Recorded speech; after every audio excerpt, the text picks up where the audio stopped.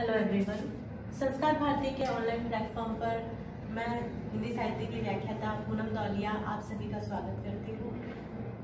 स्नातक तृतीय वर्ष की हिंदी साहित्य के द्वितीय प्रश्न पत्र का जो विषय है काव्य शास्त्र, उससे संबंधित हम लोग में अध्ययन कर रहे थे। पहले हमने अलंकार को देखा और उसके बाद हमने रस के बारे में पढ़ा। तो 11 रसों को पढ़ाने के बाद आपको मैंने रस निष्पत्ति पढ़ाना शुरू किया था और रस निष्पत्ति के अंतर्गत ही मैंने आपको दो विद्वानों के बारे में बताया था। उनके जो स्थायी जो दो विद्वान हैं उनके द्वारा जो वाद प्रस्तुत किए गए हैं, उनके द्वारा उन वादों के जो नाम दिए गए हैं और संयोग शब्द से उनका अर्थ, निष्पत्ति से अर्थ और रस का आश्रय वो कहाँ कहाँ मानते हैं, इसके बारे में मैंने आपको बताया था। और रसों के अवयवों को भी मैंने अच्छे से समझाया था। मैं फिर से बता देती हूँ कि जब तक रसों के अवयव और उनकी प्रक्रिया को आप नहीं समझेंगे, रस निष्पत्ति को समझना थोड़ा कठिन होगा। तो आप इसके अंतर्गत देखिए, जो रस निष्पत्ति है उसको हम देखेंगे। पहला विद्वान जो मैंने बताया था, उन विद्वानों को ही हम दोबारा से देखेंगे, एक छोटे से रिकैप से समझने का प्रयास करेंगे, उसके बाद हम आगे बढ़ेंगे। विद्वान वाद का नाम, संयोग, संयोग का अर्थ, निष्पत्ति का अर्थ और रस का आश्रय, रस का आश्रय। तो विद्वानों के अनुसार इनको क्या क्या माना है यही हम देखेंगे। संयोग का मैंने आपको बताया था। संयोग किस किस का संयोग? एक संचारी भाव प्लस स्थायी भाव, इन दोनों के संयोग से अर्थ है संयोग का अर्थ। इससे ये अभिप्राय है। तो देखिए, जो इनके अंतर्गत जो हम विद्वान हमने पढ़े थे उन्हीं को देखते हैं हम। पहला विद्वान हमने देखा था भट्टलोलट। भट्टलोलट जो क्या है? मीमांसक है, रस के मीमांसक है। और उन्होंने इस वाद को क्या नाम दिया था? उत्पत्तिवाद। एक और नाम इन्होंने दिया था, याद आया आप लोगों को? आरोपवाद। अर्थात उत्पत्ति होती है रस की या फिर आरोपित किया जाता है। आगे देखिए, संयोग शब्द से इन्होंने अर्थ दिया था उत्पाद्य, उत्पादक और पोष्य, पोषक। एक और नाम दिया था प्रतीप्य, प्रतीक। इन्होंने निष्पत्ति शब्द का अर्थ बोला था। निष्पत्ति जैसे हम जो कहते हैं, जो साधारणीकरण के अंतर्गत हम कहते हैं रस की निष्पत्ति हो गई अर्थात अनुभूति हो गई, तो उस निष्पत्ति को इन्होंने क्या नाम दिया? उत्पत्ति। रस की क्या हो गई? उत्पत्ति हो गई। निष्पत्ति जो है ये बड़ा ही मुख्य शब्द है। ये साधारणीकरण के बाद में सामने आने वाला शब्दों में से है। जैसे कि उत्पत्ति बड़ा ही मुख्य विषय शब्द है। अब इन्होंने रस का आश्रय कहाँ माना कि रस होता कहाँ है, कहाँ उत्पन्न होता है? इन्होंने मूल कार्य में रस का, मूल कार्य में रस का आश्रय माना। जबकि मूल कार्य में रस का आश्रय नहीं होता है, उसके कारण जो आश्रय के अंदर यानी कि सहृदय व्यक्ति में होता है। ये मैंने आपको पिछली कक्षा में बताया था। तो ये इसको देख लेंगे एक बार फिर से कि भट्टलोलट ने बोला, इस वाद का नाम क्या? उत्पत्ति आरोप। संचारी भाव और स्थायी भावों के संयोग से जो रस में पुष्ट होता है, मैंने आपको बताया था कि स्थायी भाव क्या है? जन्म से ही हमारे मन में सुषुप्त अवस्था में विद्यमान है। और इसके साथ ही जब परिस्थितियां अनुकूल होती है तो ये प्रकट हो जाते हैं। तो ये उत्पाद्य संचारी भाव क्या काम करते हैं? उत्पाद्य का यानी कि प्रोडक्ट का काम करते हैं। और उत्पादक स्थायी भाव को क्या बना देते हैं? उत्पादक बना देते हैं, वो उसे पैदा करता है। और ये दोनों मिलकर ही संचारी भाव इनको क्या करते हैं? पुष्ट करते हैं और रस की उत्पत्ति होती है। उसी तरह प्रतीक पे और प्रतीक, प्रतीक का मतलब होता है एक मॉडल हम मान लेते हैं, ठीक है। हमने सूर्य को प्रकाश देवता का मॉडल मान लिया है ना, या फिर हम इस तरह से किसी को अंधेरे को हमने बुराई का प्रतीक मान लिया। उसी तरह से रस का प्रतीक रूप हम मान लेते हैं। जैसे कि हमें मालूम है रंगमंच पर जो प्ले खेल रहे हैं वो राम और सीता, असल में राम और सीता नहीं है, ये इनके क्या है? प्रतीक रूप है। हम उनमें प्रतीक मान लेते हैं, उन्हीं में रस की अनुभूति करने लगते हैं। वैसे ही पोष्य पोषक, संचारी भाव क्या है? पोष्य है, पोषण देने वाले हैं, और पोषक स्थायी भावों को पोषक बना देते हैं और अधिक मजबूत बनाते हैं, और स्थायी भाव संचारी भाव के सहयोग से रस की उत्पत्ति होती है और रस की निष्पत्ति होती है। इस शब्द को भट्ट लोलट ने क्या नाम दिया? उत्पत्ति, जो कि बड़ा ही मुख्य शब्द है। हम निष्पत्ति होना या उत्पत्ति होना, उत्पन्न होना, ये बिल्कुल सार्थक है, यहाँ तक सब अच्छा था। लेकिन उन्होंने रस का आश्रय किसमें मान लिया? मूल कार्य में, यानी कि जहाँ रस उत्पन्न हो रहा है उसी को उसका आश्रय मान लिया। जबकि रस की जो अनुभूति करता है, जो उसे महसूस करता है, रस तो उस हृदय में ही उत्पन्न होता है, वही आश्रय पाता है। तो एक बार देख लीजिए इसे, चाहे तो स्क्रीनशॉट ले लें आप। आगे बढ़ते हैं। इस विद्वान के बाद में हम जो दूसरे विद्वान का हमने अध्ययन किया था उन्हें देखेंगे। दूसरे नंबर पे हमने पढ़ा था शंकुक। शंकुक क्या है? न्याय शास्त्री है, न्याय शास्त्री है। इन्होंने इस वाद को नाम दिया अनुमतिवाद। इसे एक और शब्द कहा अनुमान प्रमाण, और इसे एक शब्द में इनके एक प्रयोग के द्वारा, एक उदाहरण के द्वारा समझाया गया। इसीलिए इन्होंने इसे चित्र तुरंग न्याय,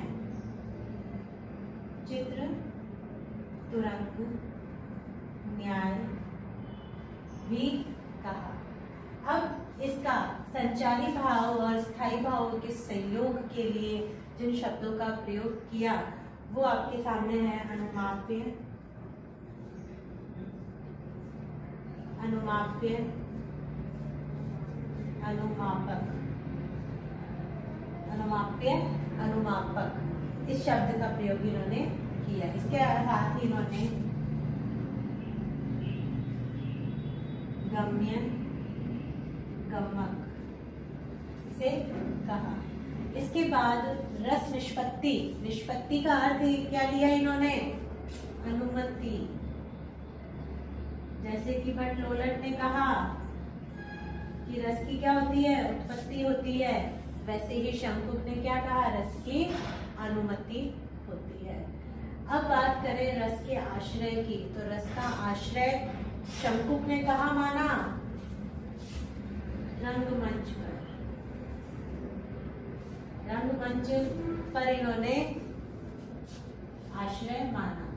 क्या ये सही है? मैंने आपको समझाया था कि जब अभिनेता अभिनय करने के लिए तैयार होता है तो वो अपने आप को उस परिस्थिति में ढालता है, उस भाव को बहुत अनुभव करता है और उसे फिर अभिनय करता है। तो पहले उस रस की अनुभूति करी उसने। इसीलिए भट्ट लोलट ने मूल कार्य यानी स्वयं जो नट है उसके अंदर रस के आश्रय मान लिया। शंकुक ने कहा कि नहीं, वो नट के अंदर रस का आश्रय नहीं हो रहा है, जब तक वो रंगमंच पर है तब तक ही उसके अंदर रस का अनुभूति हो रही है। जैसे ही वो रंगमंच से हट जाएगा उसमें रस का आश्रय नहीं रहेगा, इसीलिए रंगमंच पर रस का आश्रय बताया है। तो ये दोनों विद्वान, इसमें मैंने बताया था कि रस को चित्र तुरंग न्याय समझिए कि चित्र को देखकर जिस तरह मस्तिष्क में सजीव वस्तु बन जाती है। जैसे घोड़े के चित्र को देखकर आपको हिलता डुलता दौड़ता हुआ घोड़ा नजर आता है। सेब का चित्र देखकर आपको वास्तविक सेब का चित्र मस्तिष्क में बन जाता है, बल्कि ना केवल चित्र बनता है, उसका स्वाद भी याद आ जाता है। तो आपने क्या किया, चित्र तुरंग न्याय, फटाफट आपने चित्र से आपके मस्तिष्क में क्या कर लिया, एक सजीव से उसे जोड़ दिया, इसीलिए इसे चित्र तुरंग न्याय नाम दिया। आपने क्या किया, चित्र देखकर अनुमान बना दिया, आपने अनुमान किया अपने मस्तिष्क में, इसीलिए इस अनुमान करने के कारण, आपकी इमेजिनेशन के कारण अनुमान शब्द से इन्होंने नाम दिया अनुमतिवाद। अनुमति अनुमान से ही बना है। अब संचारी भाव और स्थायी भावों का कैसे संयोग होता है, तो संचारी भाव मैंने बताया जल तरंग की भांति आते हैं, स्थायी भावों को और अधिक पोषण देते हैं, पुष्ट करते हैं और रस को परिपक्व करके प्रकट करते हैं। तो संचारी भाव किसके रूप में, अनुमाप्य, अनुमान करने के साधन के रूप में, अनुमापक यानी कि अनुमान करने का प्रयोग स्थायी भावों के रूप में कर लेते हैं, यानी कि अनुमाप्य अनुमापक होता है, तब जाके रस की पुष्ट होता है। और रस की क्या होती है, निष्पत्ति होती है, तो रस की निष्पत्ति को इन्होंने क्या कहा, अनुमति का। बस बात एक ही है, बात शब्द है निष्पत्ति, भट्ट लोनट ने उत्पत्ति कहा है, शंकुट ने अनुमति कहा। इन्होंने गम्य गमक, गमक का मतलब चलना, आगे बढ़ना, भाव अपने आप कैसे बढ़े, उन्हें पोषण मिलेगा तब बढ़े। मैंने बताया था स्थायी भाव जन्म अवस्था से हमारे मन में स्थायी रूप से विद्यमान रहते हैं, और जब उपयुक्त परिस्थितियां हमारे पास होती हैं तब वो प्रकट हो जाते हैं। हर किसी के लिए हमारे मन में प्रेम भाव नहीं आता है, लेकिन जो सच में प्रेम पात्र है हमारे हृदय से, हम जिसके लिए भावुक हैं, वो जब हमारे पास होगा तभी हमारा जो रति भाव है या श्रृंगार भाव है वो प्रकट होगा। इसके अलावा दुनिया में सब लोगों के लिए भाव नहीं आता है ना। माता जो है अपने बच्चे को जितना प्रेम करती है, अपने बच्चे पे जितना वात्सल्य आता है, उतना रास्ते चलते किसी बच्चे के देख के उतना प्रेम नहीं आएगा। तो भाव है परिस्थितियों से भी प्रकट होते हैं, बढ़ते हैं आगे। गम्य गम्मक भाव इसीलिए कहा, गम्य यानी उसे आगे बढ़ाने के लिए संचारी भाव, गम्मक यानी स्थायी भाव से आगे बढ़ाना। और रस की क्या होती है, अनुमति होती है। किस पर माना इन्होंने, रंगमंच पर, कि जब तक नाटक खेला जा रहा है, रंगमंच पर है, तब तक पता है। जैसे कि मैंने आपको सेब दिखाया था, जब तक आपने चित्र देखा तब तक आपके दिमाग में वो रहा। आप ये लेसन पढ़ेंगे तब तक भी शायद मैडम ने एक उदाहरण दिया था, देखो एप्पल दिखा के बताया था, ठीक है। आप ये वीडियो खत्म करेंगे, आप किसी और काम में लग जाएंगे, भूल जाएंगे। यानी कि एप्पल देखकर, आपने खाया नहीं है लेकिन चित्र देखकर आपको स्वाद याद आएगा। जब तक आप पढ़ेंगे, ध्यान में रहेगा, तब तक आपके दिमाग में वो रहेगा। जैसे ही चैप्टर बंद किया, जैसे ही पढ़ना बंद किया, मम्मी ने आवाज लगा लिया, किसी दोस्त ने बुला लिया, आप चले गए या किसी काम में लग गए, आप ये भूल जाएंगे। यानी कि वो कब तक था आपका रसकाश्रय, रंगमंच पर, यानी जब तक उससे संबंधित थे तब तक था। यानी राम में भाव कब तक बने रहेंगे, रस का आश्रय राम में कब तक रहेगा, जब तक वो रंगमंच पर है, इसके अलावा नहीं रहेगा। लेकिन ये बात भी दोनों में सही नहीं है, इसीलिए तो शोध का विषय बना और आगे के विद्वानों ने इसके ऊपर विचार किया और अपने जो विचार प्रस्तुत किए। आप इन दोनों न्यायशास्त्रियों को और मीमांसक को देख लीजिए, चाहे तो स्क्रीनशॉट लीजिए, इसके बाद हम आगे बढ़ते हैं।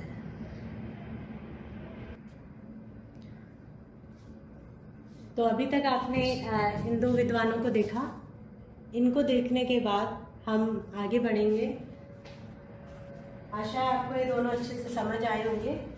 इसके बाद जो दो विद्वान और हैं जिन्होंने अपने शोध का विषय बनाया, और इन्हीं जो विद्वान हैं इन्हीं की बात को आगे अपने तरीके से कैसे रखा।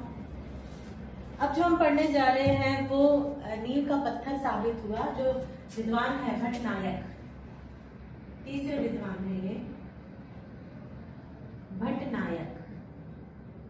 भट्टनायक जो है उन्होंने इस वाद के लिए जो शब्द प्रयोग किया वो भी कहीं ना कहीं बड़ा सार्थक हुआ। लेकिन एक नाम जो इन्होंने साधारणीकरण का सबसे पहले इन्होंने दिया, वो आगे चलकर यही नाम से प्रसिद्ध हो गया। इस रस निष्पत्ति को हम साधारणीकरण के नाम से भी जानते हैं। इस बात का नाम इन्होंने दिया भुक्तिवाद और साधारणीकरण।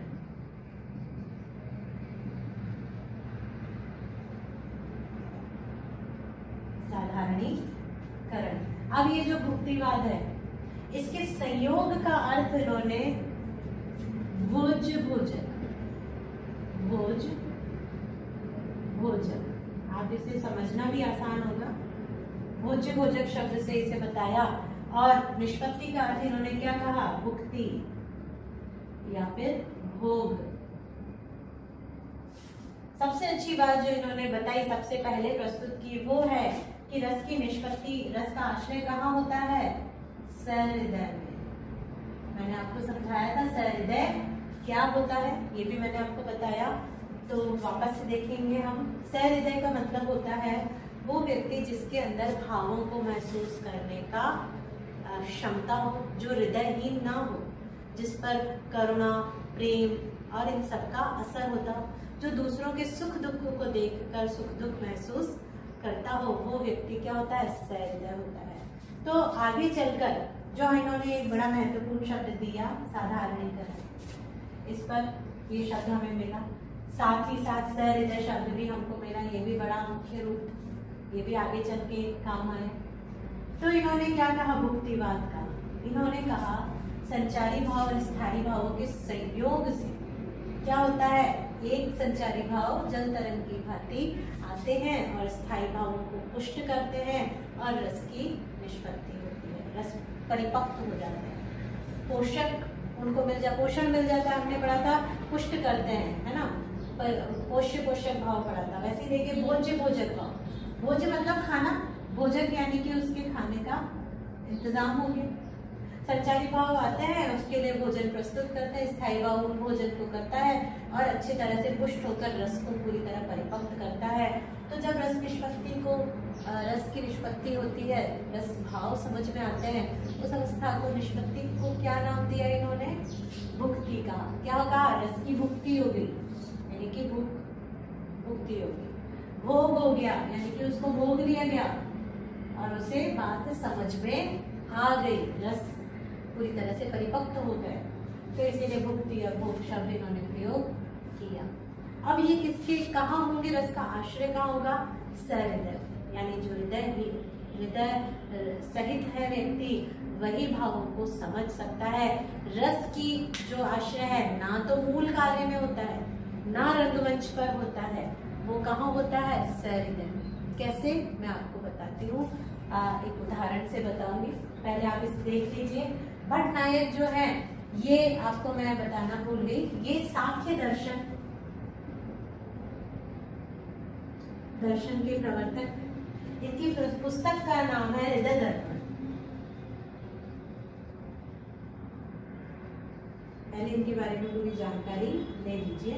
इन्होंने भुक्तिवाद नाम दिया और इसके लिए साधारणीकरण शब्द पहली बार प्रयोग किया, इसीलिए भट्टनायक बड़े ही प्रमुख हो जाते हैं प्रथम बार साधारणीकरण शब्द का प्रयोग करने के कारण। अब आप कहेंगे सहृदय व्यक्ति में कैसे? तो मैं बताती हूँ क्यों। रस का आश्रय क्यों मूल कार्य में नहीं होता? क्यों रस रंगमंच पर नहीं होता? सहृदय में क्यों होता है? इनकी इस बात का समर्थन करके आगे विद्वानों ने यही बात आगे बढ़ाई है। दूसरी, इन्होंने साधारणीकरण को भी आगे बढ़ाया है। इन शब्दों का प्रयोग थोड़ा सा उचित नहीं लगा, इसीलिए आगे के विद्वानों ने इनके अर्थ बदल दिए हैं, ठीक है। लेकिन आप ये देख लीजिए साधारणीकरण में सहृदय कैसे।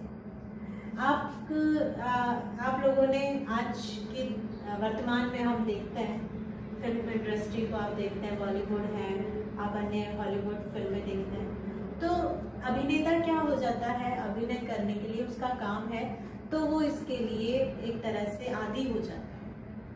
उसके लिए अचानक से रो देना आसान होता है, वो रोने के लिए ग्लिसरीन का इस्तेमाल भी कर लेता है या किसी भी तरह का वो प्रयोग कर लेता है। कैमरे के पीछे काफी बार होता है रोना नहीं आ रहा है, जबरदस्ती रोने के लिए ग्लिसरीन लगाया जाता है।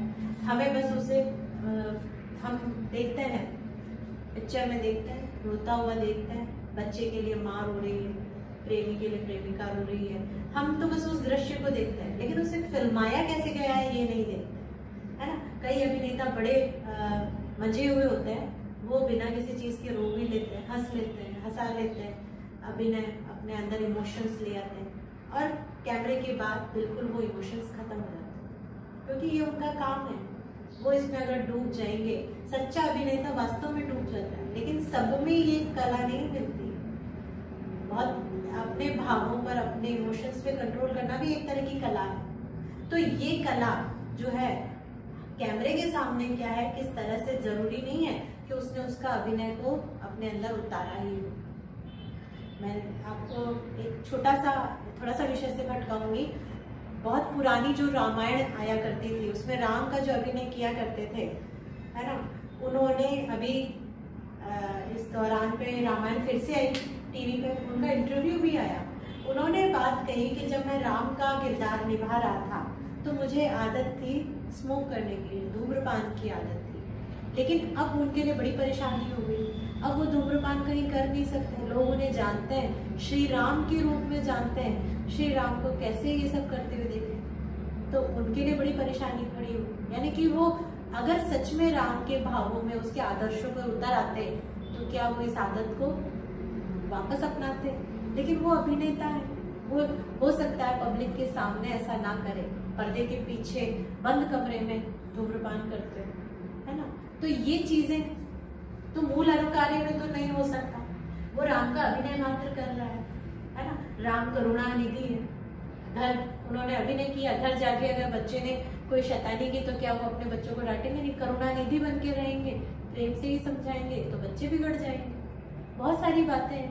तो अभिनय मूल कार्य में रहना, कहना भी उचित। रंगमंच पर जब तक फिल्म चल रही है तब तक रहना भी उचित, कहना नहीं सही होगा, लेकिन सहृदय कहना। अब रस का आश्रय कहाँ है, रस को अनुभूति कौन कर रहा है, आप और हम जो फिल्म देख रहे हैं।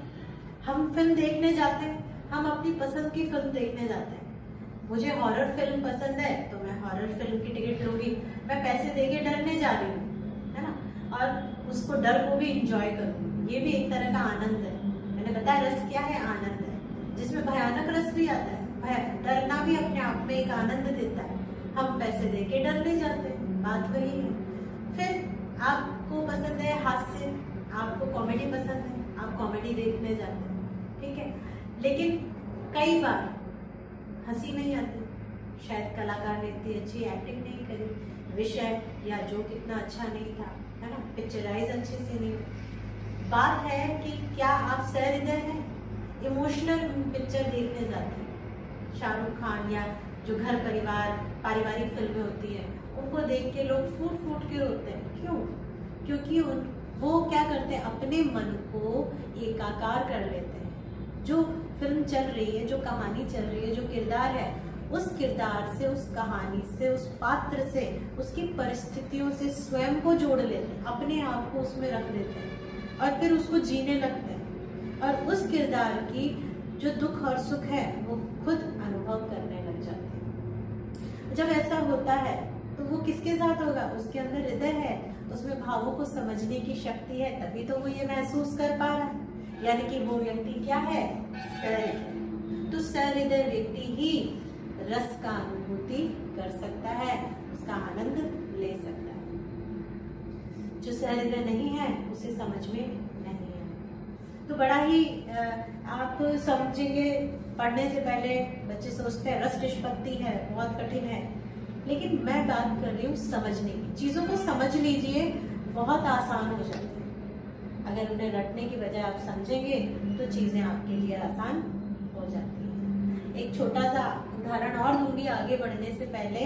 आपको पिक्चर याद होगी शम्मी कपूर की जंगली, जिसमें वो एक निर्दयी व्यक्ति हुआ करते थे, हृदयहीन व्यक्ति होते थे।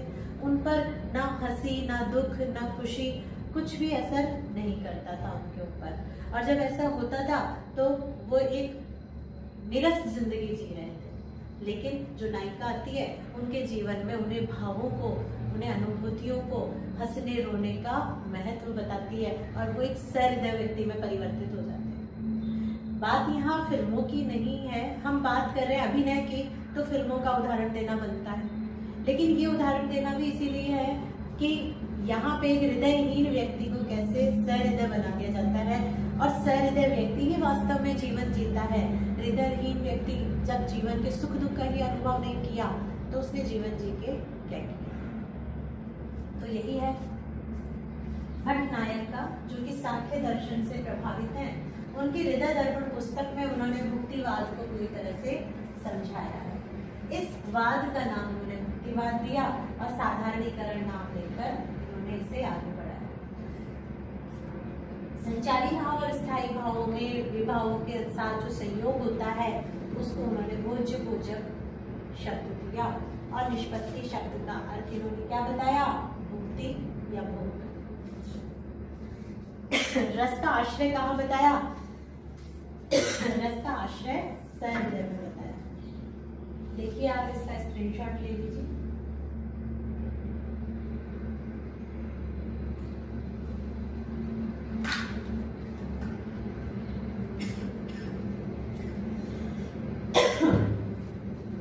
तो ये था भट्टनायक का जो वाद है मुक्तिवाद, उसके बारे में।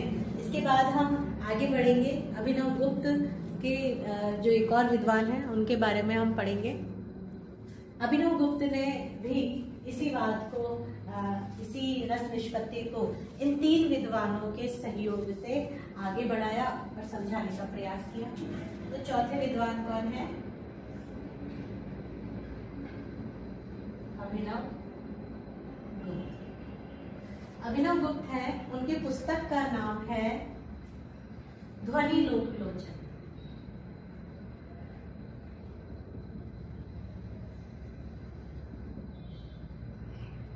आपको मैं बता दूं, ध्वन्यालोक, सॉरी ध्वनिलोक नहीं, ध्वन्यालोक।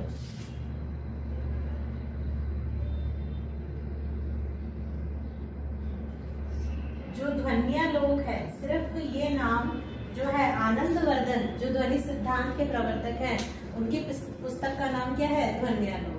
ध्वन्यालोक लोचन जो है अभिनव गुप्त की पुस्तक का नाम है। ये जो है शैव मत के प्रवर्तक है, शैव मत के प्रवर्तक हैं।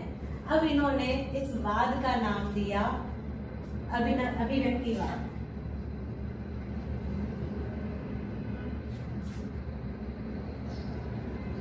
अभिव्यक्तिवाद। अब इस अभिव्यक्ति को इन्होंने क्या, अनुभव शब्द से जोड़ा। इन्होंने जो शब्द दिया व्यंग्य व्यंजक, ये बड़ा ही इंपॉर्टेंट हो जाता है। रस व्यंग्य है, ये बड़ा ही समझने का विषय है, इस पे देखेंगे, बात करेंगे। व्यंग्य व्यंजक इन्होंने बोला, और निष्पत्ति को इन्होंने क्या कहा, अभिव्यक्ति कहा। निष्पत्ति शब्द की जगह इन्होंने क्या प्रयोग किया, अभिव्यक्ति। इन्होंने भी रस का आश्रय सहृदय में माना। ये इन्होंने भट्टनायक से ले लिया। इन्होंने वो सहमत है कि रस का आश्रय का होता है, सहृदय में होता है, अच्छी बात है। लेकिन इन्होंने मुक्तिवाद को नहीं लेकर के उसे क्या कहा, अभिव्यक्ति बोला। अभिव्यक्ति यानी अभिव्यक्त होना। अभिव्यक्त शब्द से आप परिचित हैं कि जैसा हम प्रकट करते हैं, अभिव्यक्त करते हैं, वो जो सामने हम जो महसूस करते हैं उसको अभिव्यक्त करते हैं। तो ये अभिव्यक्त शब्द लिया और इन्होंने इस वाद का नाम दिया अभिव्यक्तिवाद। यानी जैसा हम महसूस कर रहे हैं वैसा हम अभिव्यक्त कर दें, प्रकट कर दें, तो वहां पे क्या हो जाता है, अभिव्यक्तिवाद प्रकट हो जाता है। व्यंग्य व्यंजक भाव, इन्होंने रस को क्या कहा, व्यंग्य का। रस क्या है, व्यंग्य, व्यंग्य शक्ति है। व्यंजक आपको मैं बता दूं कैसे, आप समझ जाएंगे। आपने शब्द शक्ति पढ़ा होगा। शब्द शक्ति में 3 शब्द शक्तियां होती है, अभिधा, लक्षणा और व्यंजना। अभिधा जैसा कहा जाए वैसा ही समझा जाता है, जैसा होता है, उसका कोई अन्य अर्थ नहीं होता है। लक्षणा जैसा दिख रहा है वैसा ना होकर उसके कोई लक्षण, उसके गुण के आधार पर कोई अन्य अर्थ ग्रहण किया जाता है। व्यंजना शब्द शक्ति में ना तो उसका लिखित रूप, ना ही उसका कोई लक्षण और गुण से संबंधित, बल्कि कोई तीसरा ही व्यंग्य रूप समझा जाता है। तो रस क्या हुआ? रस इसीलिए व्यंग है क्योंकि जो रस वास्तव में जैसा दिख रहा है वो सबको समझ नहीं आएगा, लेकिन व्यंग्य के रूप में जो अनुभूति कर रहा है उसे समझ आ जाएगा। बिहारी का एक दोहा है जिसमें उन्होंने कहा है कि नायक और नायिका भरे हुए भवन में बैठे हैं, है ना, वो आंखों ही आंखों में बातें कर रहे हैं, दोनों को बात समझ में आ जाती है, पूरे भवन में बात और किसी को समझ में नहीं आती। तो इशारों की भाषा, व्यंग्य की भाषा कौन समझा? सिर्फ नायक और नायिका समझे, पूरे भरे हुए भवन में और किसी को बात समझ में नहीं आई। तो ये क्या शक्ति थी? व्यंग्य शक्ति थी। तो ये व्यंग्य व्यंजक भाव, संचारी भाव जल तरंग की भांति आएंगे और स्थायी भावों को पुष्ट करेंगे, पोषण देंगे और रस को परिपक्व कर देंगे। तो क्या होगा? रस अभिव्यक्ति के लायक हो जाएगा। तो जो रस की निष्पत्ति होती है, यानी रस समझ में आ गया, रस महसूस होने लग गया, तो उसके लिए उन्होंने क्या शब्द प्रयोग किया? अभिव्यक्ति शब्द प्रयोग किया। रस का आश्रय कहाँ होता है? सहृदय में होता है, इससे ये सहमत थे।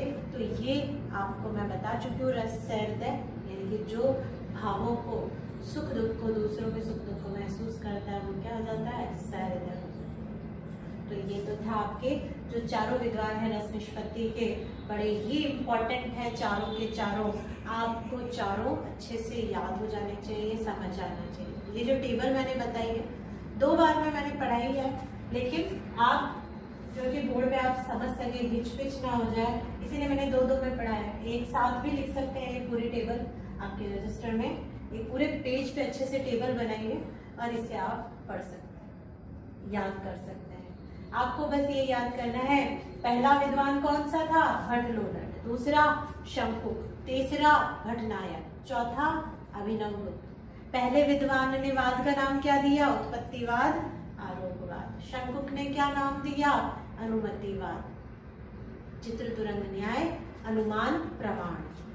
और आपके भट्टनायक ने क्या नाम दिया? भुक्तिवाद या साधारणीकरण। अभिनवगुप्त ने क्या नाम दिया?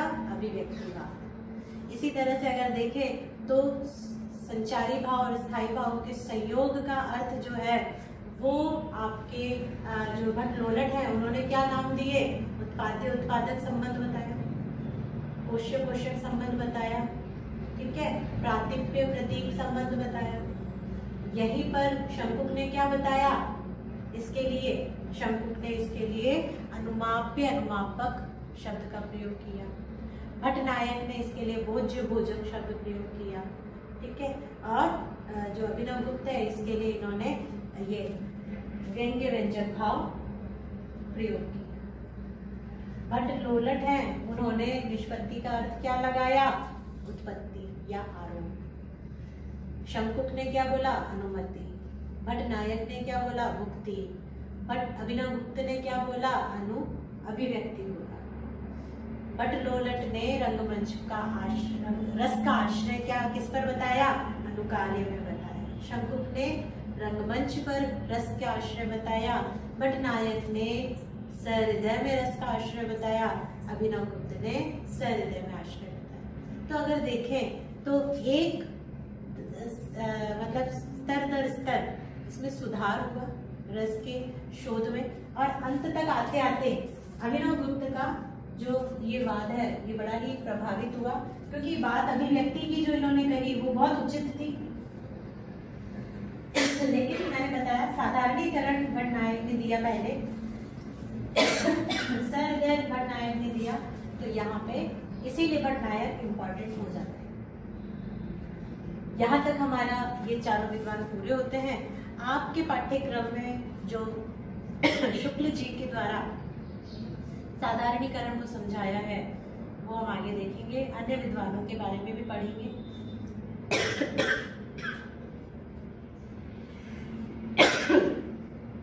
आज की कक्षा बस यहीं तक, धन्यवाद।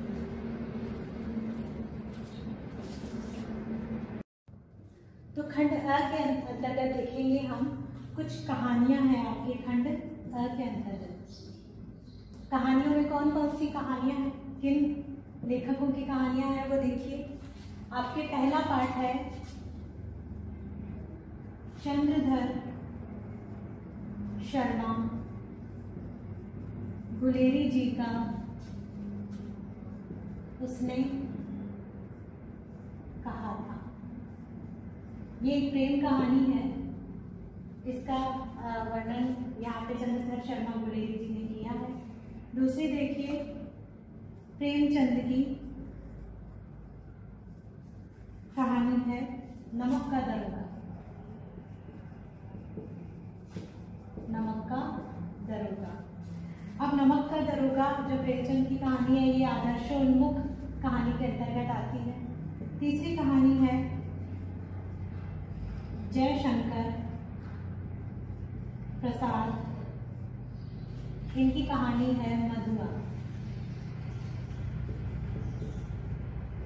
मधुआ कहानी एक ऐसे व्यक्ति की कहानी है जो स्वयं कामचोर है, काम नहीं करता है, लेकिन उसके ऊपर जब एक बच्चे की जिम्मेदारी आती है, एक असहाय बच्चे को वो सहारा देता है, तो वो काम करने लग जाता है, अपने जीवन का एक उद्देश्य उसे मिल जाता है। तो आगे देखिए, चौथी है आपकी जैनेन्द्र की। जैनेन्द्र की कहानी है पाजेब।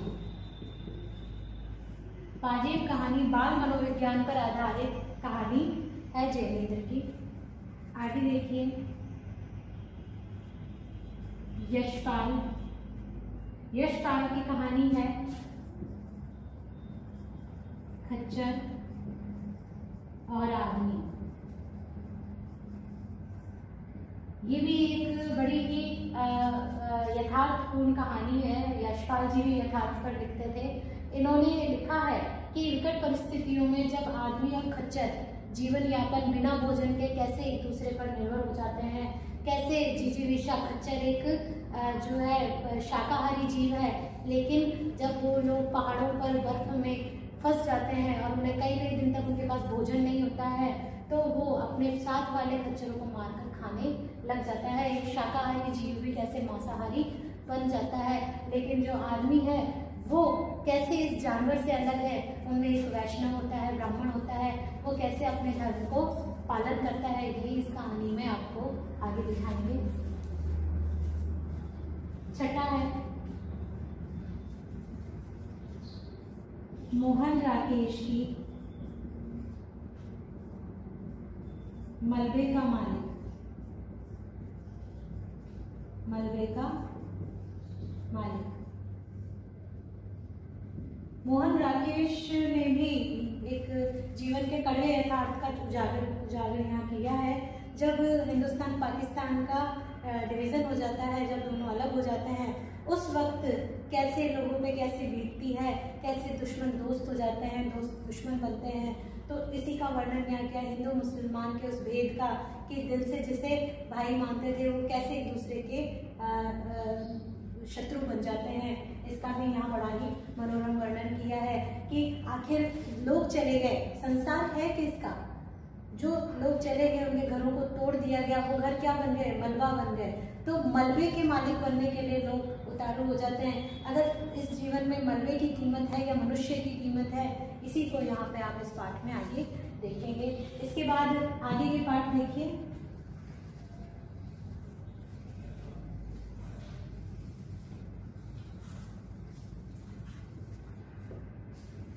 इसके बाद मोहन राकेश के बाद देखिए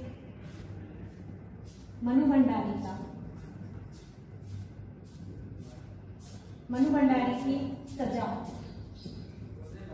ये भी एक दिलचस्प कहानी है।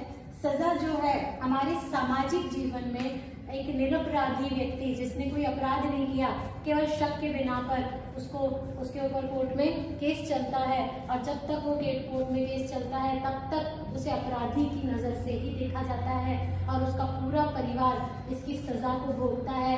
उसकी नौकरी चली जाती है, उसके घर के बच्चों का पालन पोषण कठिन हो जाता है, उसकी बीवी बीमार हो जाती है, घर में खाने को कुछ नहीं रहता है, बच्चों को स्कूल से निकाल दिया जाता है। तो और अंत में, कहानी के अंत में वो निरपराधी घोषित भी हो जाता है। लेकिन हमारी एक सामाजिक जो व्यवस्था है उस पर एक प्रश्न चिन्ह लगा दिया है कि एक सजा एक व्यक्ति को मिल रही है या उसके पूरे परिवार को मिल रही है। आगे देखिए, इसके बाद है शेखर जोशी की। शेखर जोशी की कहानी है दाजू। शिखर जोशी भी यथार्थपूर्ण कहानियां बहुत अच्छी लिखते हैं। इन्होंने दाजू के माध्यम से, दाजू जो है पहाड़ी भाषा में बड़े भाई को कहते हैं। तो एक पहाड़ी जो लोग होते हैं वो काम धंधा पाने के लिए पहाड़ों से दूर आके हिंदुस्तान में जगह अलग अलग जगह जाके काम देखते हैं। और एक होटल में एक चाय की दुकान पर काम करने वाले वेटर के रूप में एक लड़का होता है। उससे जब लेखक जो है अपनी थोड़ा सा आत्मीय हो जाता है तो वो भी उसे अपना उसी गांव का होना बताता है। फिर वो दाजू दाजू से पुकारने लगता है। दाजू का अर्थ है बड़ा भाई। तो तब तक तो सब ठीक चल रहा होता है, लेकिन रिस्पेक्टेड लोगों के बीच में, बड़े लोगों के बीच में उसका दाजू कहना लेखक को अखर जाता है और वो उससे रिश्ता तोड़ देता है। तो यहाँ पर एक छोटे से बालक के मन पे जो बीतती है उसका यहाँ वर्णन किया है। कैसे एक बालक के मन को तोड़कर उसको जो किस तरह से एक भावुक मन को पत्थर बनने की प्रक्रिया का यहाँ वर्णन किया है। वो बच्चा फिर किसी से लगाव ना करने की कसम खा लेता है। तो ये भी बड़ी दिल को छू लेने वाली कहानी है। आपको ये मैं इंट्रोडक्शन इसीलिए दे रही हूँ ताकि आपका एक उत्साह बढ़े, इस कहानी को पढ़ने की इच्छा हो, तो आप इसे पढ़िए। आपके पास किताबें होनी चाहिए। मैं यहाँ पे पढ़ाऊंगी लेकिन आपके हाथों में भी किताबें होनी चाहिए। रांगे राघव की आपके कोर्स में गदर, ये भी एक पुराने समय की प्रथा में जो प्रथाओं के रिवाजों को मानने के लिए, अपने प्रिय के लिए कुछ भी कर गुजरने की प्रेम कथा ही गदर के अंतर्गत है। कैसे एक महिला अपने हक के लिए लड़ती है और अपने प्रिय का अंतिम संस्कार और उसके क्रियाक्रम और उसके जो सांस्कृतिक भोज है वो लोगों की अवहेलना कानूनन प्रक्रिया के बावजूद भी वो करती है अपनी जान पर खेल कर। तो एक प्रेम कथा के रूप में ही आप इसे देखिए। रांगे राघव के बाद एक नया पाठ आपके जुड़ गया है निर्मल वर्मा का, पिक्चर पोस्टकार्ड।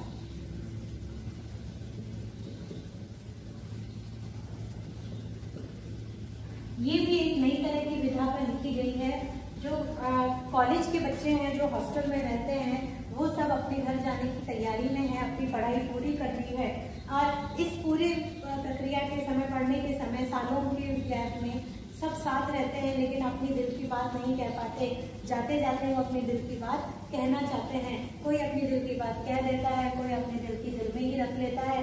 किसी की प्रेम कहानी अधूरी रह जाती है, किसी की शादी तक पहुंच जाती है। तो उसी वार्तालाप शैली में ये पिक्चर पोस्टकार्ड के माध्यम से आपके सामने रखा गया है। तो ये आपके जो कहानियाँ थी, आपके जो ये सभी आपकी कहानियाँ आपके पाठ्यक्रम के अंतर्गत थी वो हैं। इसके बाद हम बात करेंगे खंड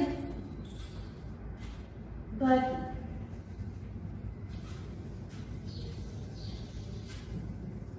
खंड ब के अंतर्गत मैंने आपको बताया था उपन्यास पहले खंड हुआ करता था, लेकिन अब आपके खंड आ वो था, अब बात खंड ये हो गया अन्य विधाएं, क्योंकि इसमें एक से अधिक विधाएं हैं। इसके अंदर एक पहला पाठ हुआ करता था हरिवंश राय बच्चन जी का डायरी लेखन के का था, वो हटा दिया गया है आपके प्रश्न पत्र से। अब आपके पाठ्यक्रम में वो नहीं है, उसके स्थान पर एक और पाठ जोड़ दिया गया है। तो इसीलिए आपके पाठ्यक्रम को देखना आवश्यक हो जाता है। आप पुरानी किताबों से ना पढ़ें, नए अगर किताबें भी हैं तो एक दो पाठ बदले हैं तो आप पाठ्यक्रम को देख कर पढ़ें, क्योंकि कुछ पाठ हटा दिए गए और कुछ पाठों को जोड़ दिया गया। देखिए संस्मरण, आपकी एक संस्मरण है अज्ञे जी का।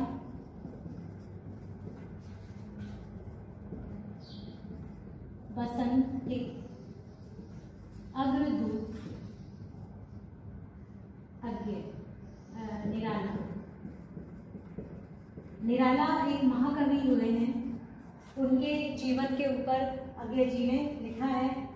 बड़ा ही सुंदर वर्णन है। निराला जी को पढ़ना अपने आप में बहुत ही रोचक होता है। इनका व्यक्तित्व भी बड़ा रोचक है। यात्रा वृतांत लिखा है धर्मवीर भारती ने। ठेले पर हिमालय, जो कौशानी है और हिमालय पे बर्फ देखने के लिए धर्मवीर भारती जब गए थे उस दृश्य का वर्णन किया है। और वो घूम कर आए थे तो वो भूतकाल में जाकर फ्लैशबैक में उन्होंने पूरी चीज़ें याद की है। एक ठेले पर एक बर्फ की सिल्ली जा रही थी, उसको देखकर उन्हें कश्मीर याद आ जाता है, उसी का बड़ा मनोरम वर्णन किया है। आगे देखिए,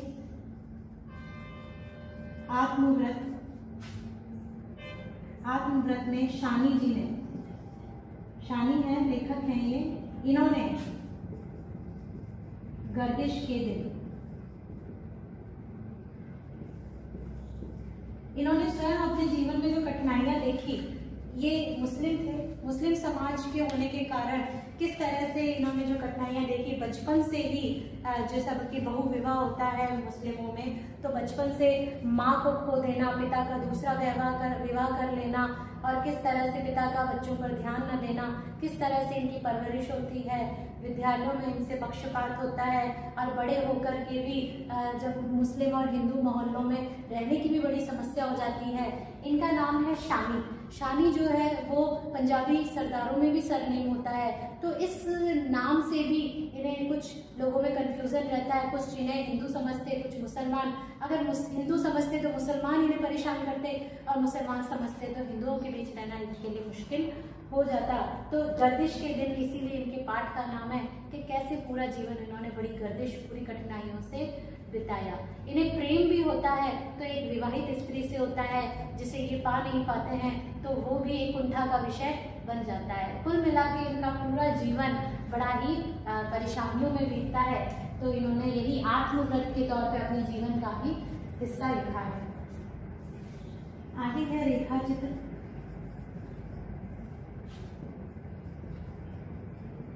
महादेवी वर्मा का, महादेवी वर्मा रेखा चित्र लिखने के लिए, संस्करण लिखने के लिए प्रसिद्ध है।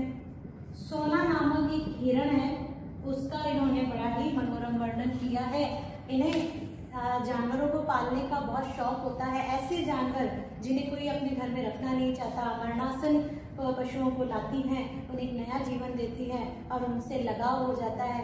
लेकिन जब उनकी मृत्यु होती है तो उन्हें कष्ट भी उतना ही होता है, और अपने उन्हीं भावों को उन्होंने इस रेखा चित्र के माध्यम से प्रस्तुत किया है, कैसे एक सोना नामक हिरण से इनका जीवन प्रभावित होता है। इसके साथ ही जो बच्चन जी का एक पाठ हटा दिया था डायरी, उसके बाद एक पाठ जोड़ दिया है व्यंग्य का। व्यंग्य का जोड़ा है हरिशंकर परसाई जी का।